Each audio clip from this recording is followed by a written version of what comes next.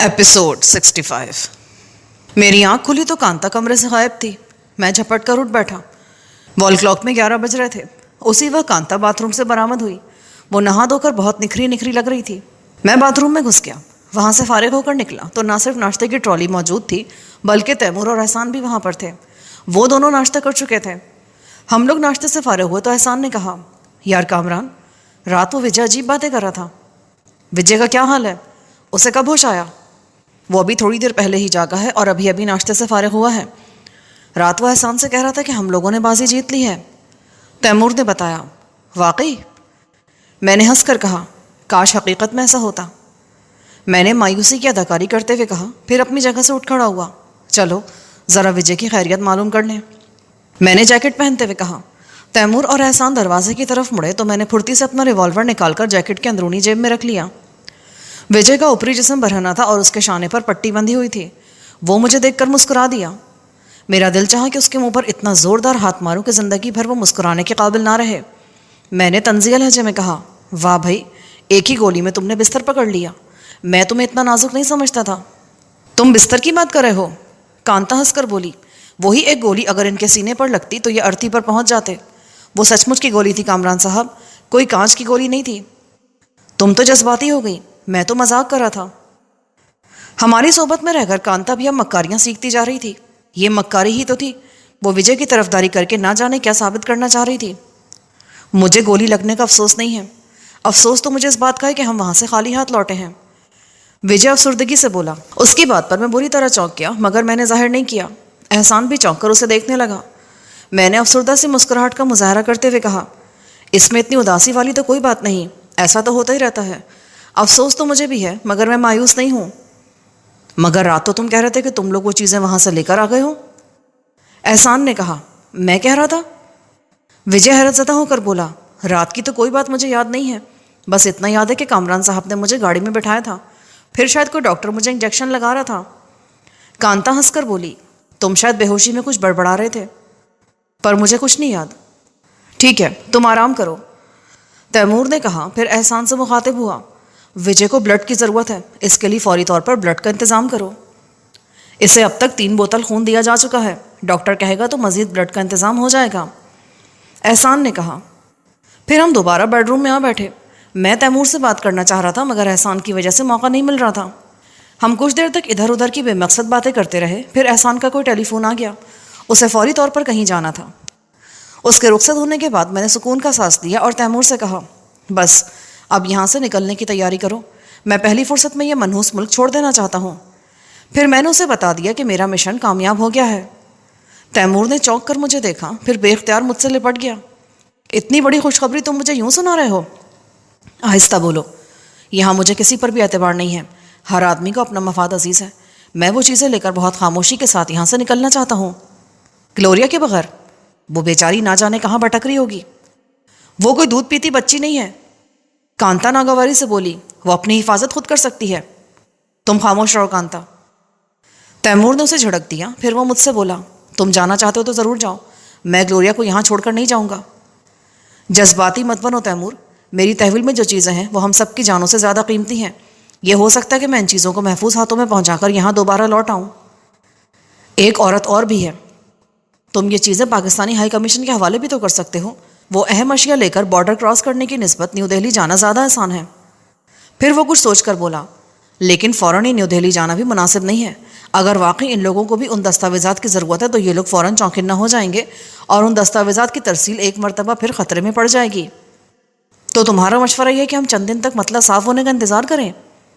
مگر جلد یا بدیر ان لوگوں کو معلوم ہو جائے گا کہ میں وہ دستاویزات وہاں سے لے آیا ہوں۔ ممکن ہے اب تک ہو بھی چکا ہو۔ وہاں 2 آدمی قتل بھی ہوئے ہیں اور گاؤں کے بہت سے آدمیوں نے ہمیں وہاں دیکھا بھی ہے۔ اس پہلو پر تو میں نے سوچا ہی نہیں تھا، تیمور تشویش زدہ لہجے میں بولا۔ اسی لیے بہتر یہ ہے کہ ہم پہلی فرصت میں اس چوہیدان سے نکل جائیں۔ یہ ٹھیک ہے کہ ہم بارڈر کراس کرنے کے بجائے نیو دہلی کا رخ کریں، مگر ڈائریکٹ نہیں۔ ان لوگوں کو دھوکہ دینے کے لیے ہمیں یہاں سے کہیں اور جانا پڑے گا۔ اسی وقت دروازے پر دستک ہوئی اور ایک ملازم اندر آ گیا۔ احسان صاحب نے کہا ہے کہ آپ لوگ ڈرائنگ روم میں آ جائیں۔ اس نے ادب سے کہا۔ ایک لمحے کے لیے میری کھوپڑی گھوم گئی۔ احسان کو اگر کوئی بات کرنا تھی تو وہ خود یہاں آ سکتا تھا، ہم سب کو وہاں طلب کرنے کی کیا ضرورت تھی؟ میں ملازم کا کوئی سخت جواب دینے ہی والا تھا، مگر میں نے بڑی مشکل سے خود پر قابو پایا۔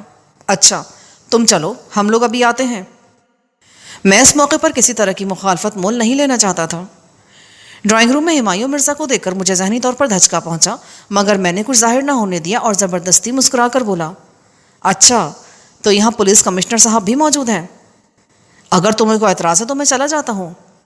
مرزا بھی مسکرا دیا، مجھے بھلا کیا اعتراض ہو سکتا ہے، تم تو بادشاہ ہو اس علاقے کے، آپ کی باتوں میں چائے ٹھنڈی ہو جائے گی۔ احسان نے کہا، ویسے تو یہ کھانے کا وقت ہے، مگر ہمارے مہمان ابھی کچھ ہی دیر پہلے ناشتے سے فارغ ہوئے ہیں۔ چائے پیتے ہوئے مرزا نے اچانک مجھ سے کہا، سنا ہے کل تم کسی مہم پر گئے تھے مگر ناکام لوٹے ہو؟ یس، ہارڈ لک پارٹنر۔ ہم وہاں پہنچے تو کوئی پہلے ہی کام دکھا کر جا چکا تھا، وہ جاتے جاتے 2 آدمیوں کو قتل بھی کر گیا تھا، مگر گاؤں والوں نے صرف پولیس کے 2 افسروں کو وہاں سے نکلتے دیکھا، جن میں سے ایک شدید زخمی تھا۔ ہم ہی نے خود کو پولیس افسر ظاہر کیا تھا، ورنہ وہ لوگ ہمیں روکنے کی کوشش کرتے اور خواہ کچھ لوگ ہمارے ہاتھوں مارے جاتے۔ لیکن سوال یہ کہ ان دونوں آدمیوں کا مرڈر کس نے کیا ہے، یہی تو میری سمجھ میں بھی نہیں آیا، اور یہ معلوم کرنا تمہارا کام ہے۔ میں اچھی طرح جانتا ہوں کہ میرا کیا کام ہے۔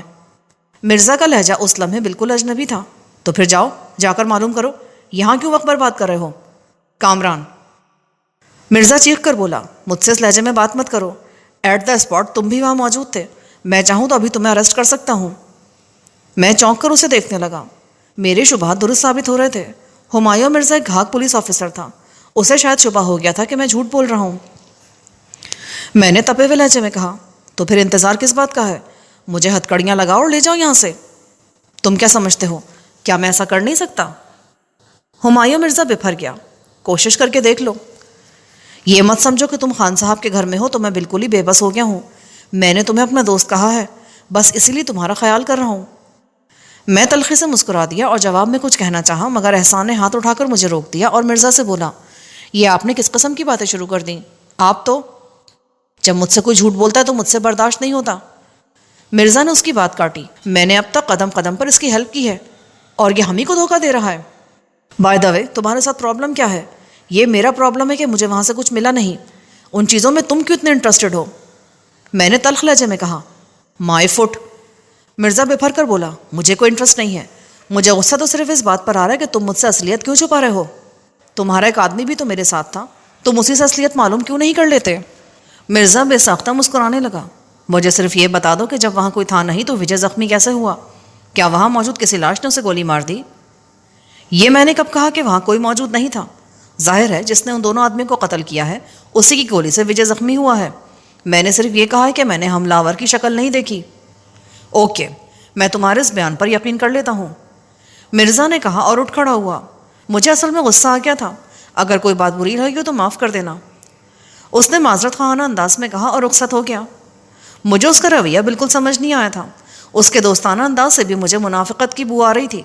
میں بھی جھٹکے سے اٹھ کھڑا ہوا۔ کہاں چلے؟ میں اپنے کمرے میں جا رہا ہوں احسان، چلو تیمور، میں نے کہا اور کسی کی طرف دیکھے بغیر ڈرائنگ روم سے نکل گیا۔ تیمور اور کانتا میرے پیچھے پیچھے تھے۔ تیمور بھی خاصا فکر مند دکھائی دے رہا تھا۔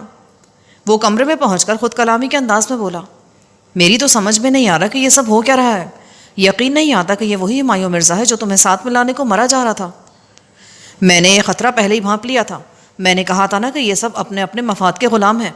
تم نے دیکھا نہیں، احسان بھی تذبذب میں تھا، شاید خان صاحب کی طرف سے کسی ہدایت کا انتظار ہے اسے، وہ فوری طور پر مرزا سے بھی نہیں بگاڑنا چاہتا، ورنہ ہمایوں مرزا کو ٹوک سکتا تھا کہ یہاں ایسی گفتگو مت کرو۔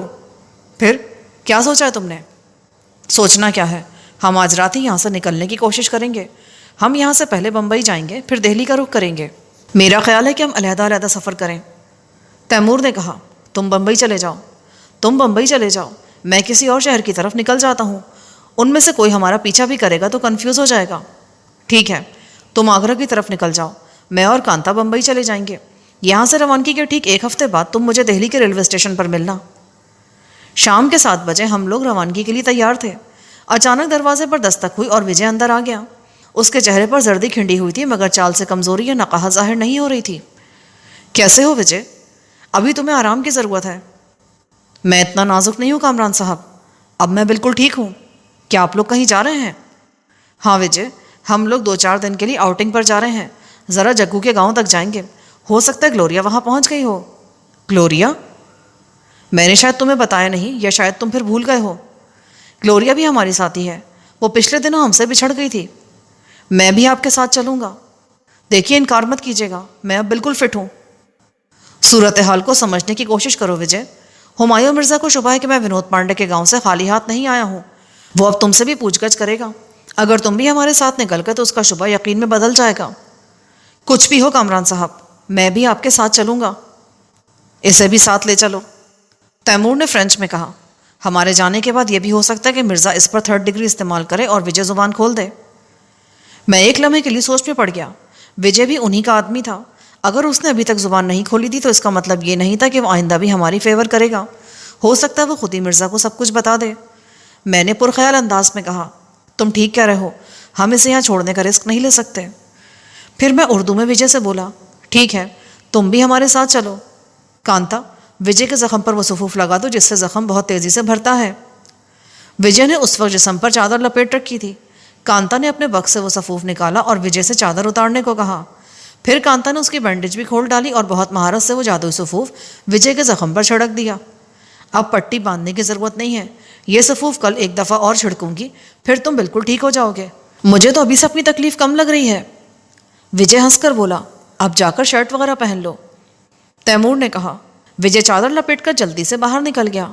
میں اپنے طور پر تو تیار تھا، مگر مجھے یہ خدشہ بھی تھا کہ شاید احسان مجھے وہاں سے نہ جانے دے۔ میں نے تیمور سے کہا، ذرا احسان کو یہاں بلوا لو۔ تیمور چند منٹ بعد احسان کو لے آیا۔ وہ ہماری تیاری دیکھ کر چونک اٹھا۔ کیا بات ہے کامران، تم کہیں جا رہے ہو کیا؟ یار میں یہاں بیڈ ریسٹ کرنے تو نہیں آیا ہوں، میں اب گلوریا کو تلاش کروں گا، ذرا ہماری گاڑی نکلوا دو۔ خان صاحب شاید اس بات کو پسند نہ کریں، احسان نے دبے دبے لہجے میں کہا۔ میری طرف سے معافی مانگ لینا ان سے، گلوریا کو تلاش کرنے کے بعد میں دوبارہ یہاں آ جاؤں گا۔ گلوریا کو تو ہم لوگ بھی تلاش کر سکتے ہیں۔ ہمایوں مرزا والی حرکتیں مت کرو احسان، تم نے مجھے دوست کہا ہے اور میں بھی تمہیں دوست سمجھتا ہوں، پلیز مجھے روکنے کی کوشش مت کرو۔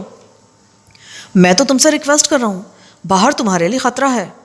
خطرہ خطرہ خطرہ، تم لوگ کیا چاہتے ہو، میں چوڑیاں پہن کر بیٹھ جاؤں؟ میں پچھلے کئی سال سے موت سے آنکھ میں چوری کھیل رہا ہوں، اگر میری موت اسی طرح لکھی ہے تو اسے نہ خان صاحب ٹال سکتے ہیں اور نہ ہی مرزا۔ میری گاڑی منگواؤ، میں بھی جاؤں گا۔ میری مجبوری کو سمجھنے کی کوشش کرو کامران، میں اس وقت تمہیں نہیں جانے دوں گا، میری دوستی کا لحاظ کر لو۔ احسان بھی تیز لہجے میں بولا، دیکھو احسان اس وقت مجھے مت روکنا۔ میں سرد لہجے میں بولا، ورنہ نہ میں تمہارا لحاظ کروں گا اور نہ تمہاری دوستی کا۔ میری گاڑی منگواؤ ورنہ میں اس کا بھی انتظار نہیں کروں گا، میں تمہیں نہیں جانے دوں گا۔ احسان کے انداز میں غصے اور بے بسی کی ملی جلی کیفیت تھی۔ وہ جھپٹ کر میرے سامنے آ گیا، میری کھوپڑی ایک دم گھوم گئی۔ میں نے اس کے منہ پر اتنا زوردار تھپڑ مارا کہ وہ لڑکھڑاتا ہوا کھلے دروازے سے باہر جا گرا۔ میں بھی اس کے پیچھے جھپٹ کر باہر نکلا اور گریبان پکڑ کر اسے دوبارہ کھڑا کر دیا۔ اسی وقت کوریڈور میں بھاگتے ہوئے قدموں کی آوازیں سنائی دی اور 4 مسلح آدمی وہاں پہنچ گئے۔ میں نے احسان کو ان پر اچھال دیا۔ احسان ان میں سے 2 آدمیوں کو ساتھ لے کر ڈھیر ہو گیا۔ بقیہ 2 میں سے ایک نے پھرتی سے پسٹل نکالا اور سرعت سے اسے لوڈ کر لیا۔ فائر مت کرنا، احسان چیخ کر بولا اور آہستہ آہستہ اٹھ کھڑا ہوا۔ اس کے چہرے پر میری انگلیوں کے نشان ابھر آئے تھے اور ہونٹوں سے خون بہہ رہا تھا۔ اس نے ہتھیلی کے پشت سے ہونٹ صاف کرتے ہوئے اپنے ایک آدمی سے کہا، کامران صاحب کی گاڑی پورچ میں لے آؤ۔ پھر وہ دکھی لہجے میں مجھ سے بولا، مجھے تم سے یہ امید نہیں تھی، تم تو دوست اور دشمن کی تمیز ہی کھو بیٹھے ہو۔ خیر ایک وقت آئے گا کہ تمہیں میری باتیں یاد آئیں گی، اس وقت تمہیں احساس ہوگا کہ احسان تمہارا دوست تھا یا دشمن۔ اس کی آنکھوں میں آنسو آ گئے اور وہ بے اختیار میرے سینے سے لگ گیا۔ اللہ تمہیں اپنی امان میں رکھے، جاؤ اب دیر مت کرو، گاڑی پورچ میں پہنچ چکی ہوگی۔ میں نے احسان کی طرف دیکھے بغیر تیمور سے کہا، اپنا سامان اٹھا لو۔ اسی وقت وجے بھی تیار ہو کر آ گیا۔ حیرت انگیز طور پر وہ پہلے کی نسبت خاصا بہتر نظر آ رہا تھا۔ احسان نے حیرت سے پوچھا، تم کہاں جا رہے ہو وجے؟ میں بھی کامران صاحب کے ساتھ جا رہا ہوں، وجے نے نظریں جھکا کر کہا۔ احسان نے سوالیہ انداز میں میری طرف دیکھا۔ میں نے آہستہ سے اس بات میں گردن ہلا دی۔ احسان نے کچھ کہنا چاہا مگر پھر سختی سے ہونٹ بھینچ لیے۔ ہم لوگ پورچ میں آئے تو وہاں ہماری گاڑی موجود تھی۔ کانتا اور تیمور نے ڈکی میں سامان رکھا، پھر تیمور نے ڈرائیونگ سیٹ سنبھال لی، وجے اس کے ساتھ پیسنجر سیٹ پر بیٹھ گیا۔ میں اور کانتا گاڑی میں بیٹھے تو تیمور نے انجن اسٹارٹ کیا اور فوراً ہی گاڑی آگے بڑھا دی۔ گیٹ سے باہر نکلنے کے بعد میں نے سکون کا سانس لیا۔ پھر میں نے محتاط انداز میں ارد گرد کا جائزہ لیتے ہوئے وجے اور تیمور سے کہا، تم لوگ بھی اپنی آنکھیں کھلی رکھنا، ممکن ہے کوئی گاڑی ہمارا تعاقب کرے۔ کافی دور جانے کے بعد بھی کسی گاڑی نے ہمارا پیچھا نہ کیا تو میں کچھ مطمئن ہو گیا۔ اب کیا پروگرام ہے؟ پروگرام میں تھوڑی سی تبدیلی کرنا پڑے گی تیمور. مجھے اور کانتا کو تم کسی ایسی جگہ اتار دو جہاں سے کوئی سواری مل جائے ہمیں. تم اور وجے جگو کے گاؤں چلے جاؤ. ہو سکتا ہے گلوریا کے بارے میں وہاں سے کچھ معلوم ہو جائے. آج اتوار ہے. تم اگلے اتوار کو وہیں میرا انتظار کرنا جہاں میں نے بتایا تھا. اگر ہم لوگ اگلے اتوار کو وہاں نہ پہنچ سکے تو اس سے اگلے اتوار کو پہنچیں گے. اس کے بعد تم روزانہ شام 5 سے 8 بجے کے درمیان وہاں موجود رہنا. ہاں، وہاں تم اسی گاڑی میں جانا اور کہیں رک کر گاڑی کو اچھی طرح چیک کر لینا کہ ان لوگوں نے اس میں کوئی ایسی ویسی ڈیوائس تو نہیں لگا دی جو انہیں ہماری موجودگی کی خبر دے. بس ہمیں یہیں اتار دو. میں نے سڑک پر ایک طرف اس سے رکنے کے لیے کہا. میں حسب عادت پوری طرح مسلح تھا. تیمور نے گاڑی روک دی اور بولا، کانتا کے سوٹ کیس میں فولڈنگ رائفل بھی ہے. پھر ہمارے ساتھ ساتھ وجے اور تیمور بھی گاڑی سے اتر آئے.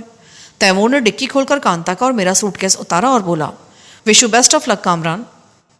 ان دونوں کے جانے کے بعد میں نے ایک ٹیکسی روکی اور ڈرائیور سے کسی معقول ہوٹل چلنے کو کہا.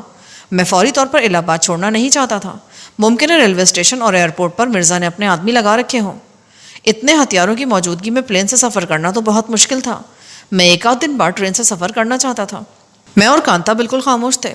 ڈرائیور بیک ویو مرر میں بار بار ہمیں دیکھ رہا تھا. میں نے ڈرائیور کو سنانے کے لیے کہا، رادھا، ایک تو میں تمہاری ضد سے تنگ آ گیا ہوں.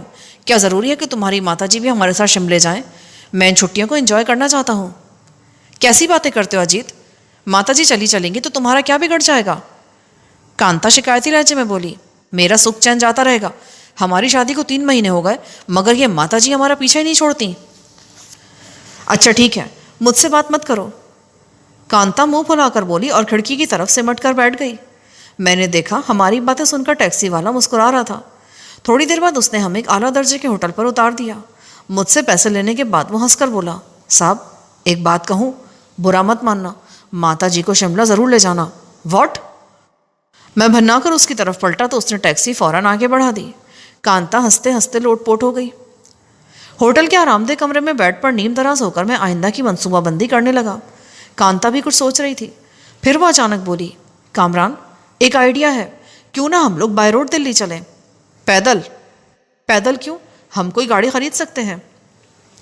یہ پاکستان نہیں، بھارت ہے. یہاں گاڑی خریدنے والے کا چڑیا نسب تک پوچھ لیا جاتا ہے. اتنے پیسے کہاں سے آئے؟ کہاں ملازمت کرتے ہو؟ بزنس کرتے ہو تو انکم ٹیکس دیتے ہو یا نہیں؟ کہیں کالے دھن کو سفید کرنے کے چکر میں تو نہیں ہو؟ تم اتنے سیدھے سادے کب سے ہو گئے؟